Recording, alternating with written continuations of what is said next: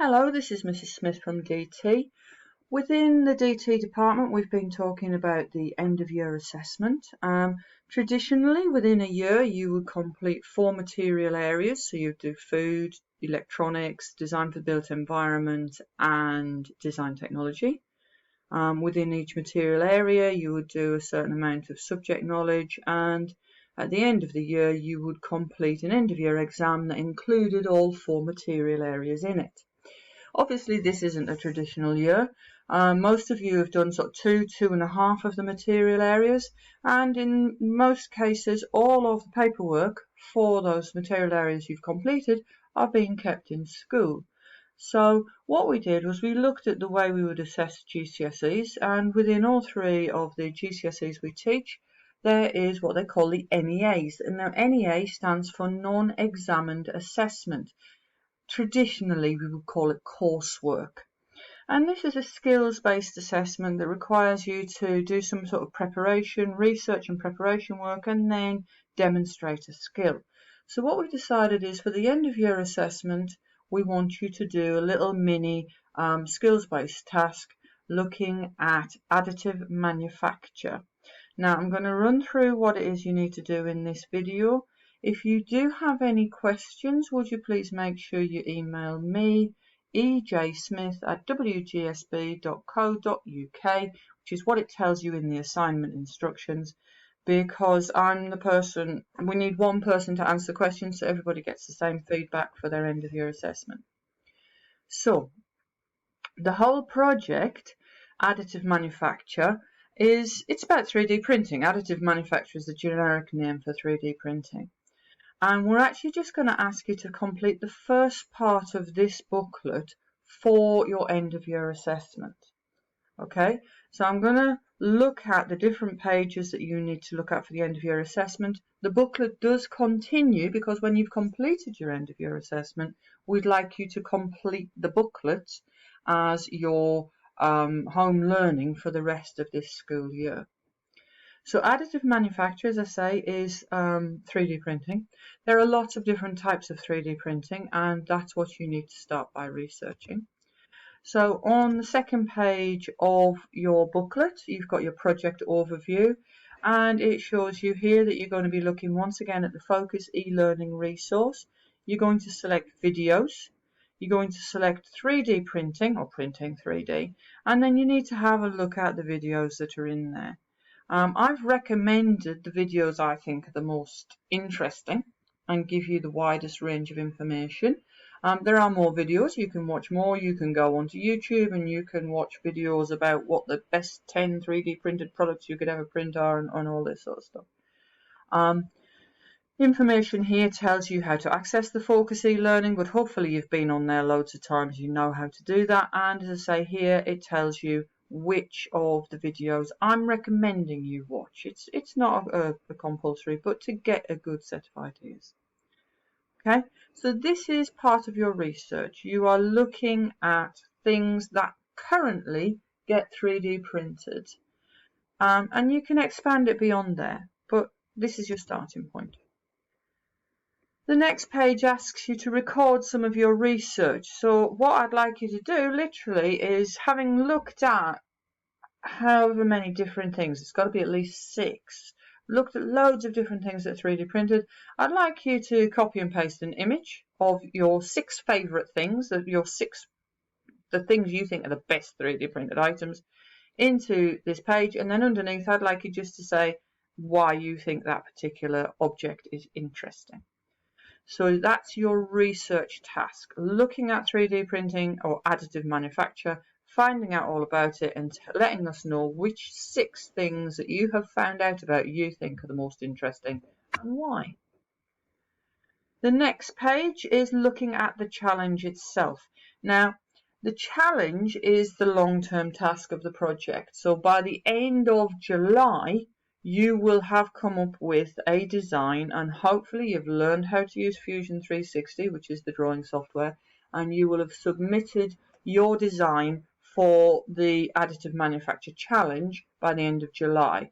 So the rules within that, or the structure within that, are listed on this page. you need to come up with your initial ideas. That is going to be part of your end of year assessment. After your initial ideas, you'll need to learn how to use Fusion 360. That is not part of your end of year assessment. Okay, anything from the point where we say learn Fusion 360, etc., that's not part of your end of year assessment. So it's your initial ideas that we want. Judging requirements for the challenge, your booklet needs to show your design at all 3 stages. You should add annotation. Your design needs to be innovative and unusual so it catches the attention of your judging panel. Now that's one of the key bits you need for your end of year assessment. Innovative and unusual. Our 3D printer in school is what's called an FDM machine, a fused deposition modelling machine. And its maximum print area is 180 millimeters in diameter, 180 millimeters tall. It can print a cylinder basically. So you've got to make sure your final design fits within that size. So on this page, we want you to write a list of ideas. What could you design that is unusual, innovative, different?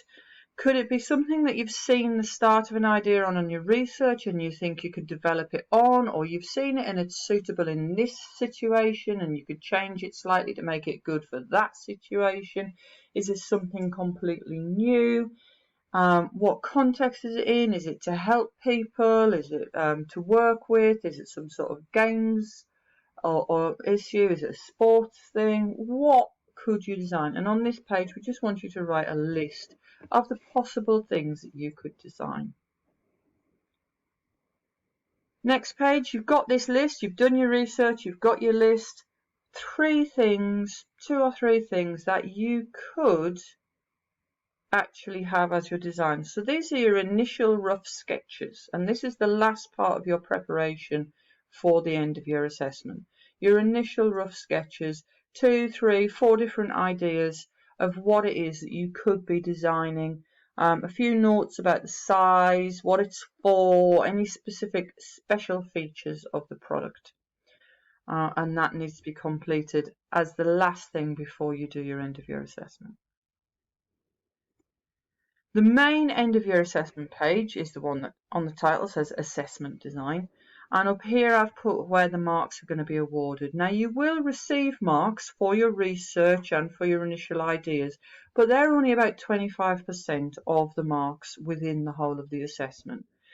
75% of the marks in the assessment are for what you put on this page. So this is kind of your exam, if you like. It's going to be marked based on the quality of the presentation, the quality of the annotation, and the originality of the idea. So we need 1 or more really good quality drawings of your chosen design. Then it needs to be annotated, explaining what the best features are, explaining why you've done things, explaining any specific functions, and you need to include the sizes of the product. And as I say, quality of presentation, annotation, and originality of ideas, what's going to be your main marks.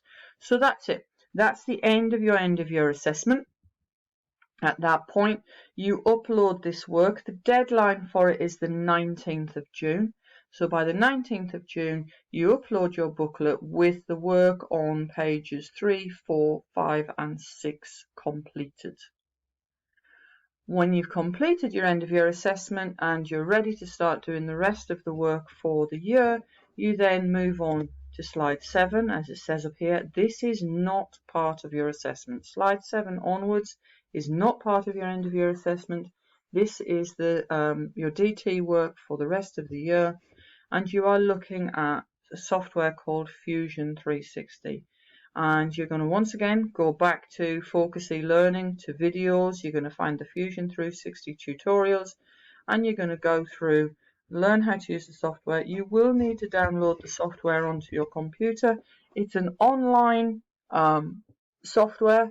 You need to create an account, etc.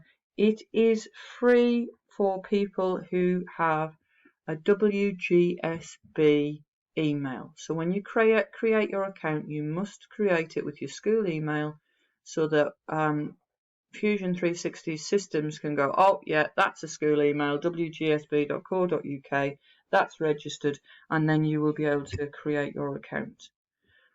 And then you work your way through the rest of the booklet. But as I say, that is not part of your assessment. Your assessment is pages 3, 4, 5 and 6.